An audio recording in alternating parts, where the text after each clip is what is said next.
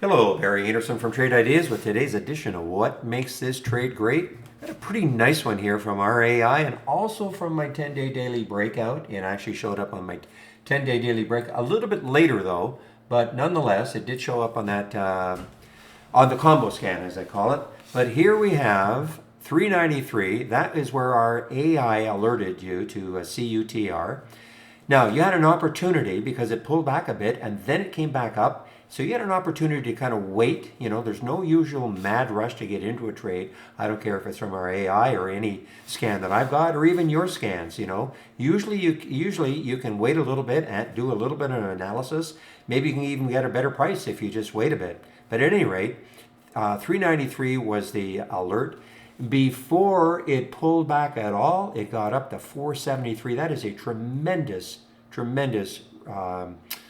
percentage return, okay? And then it pulled back. And then, so if you'd taken some off here and maybe held a little bit and then held on again, and then it got actually way up here to almost $5.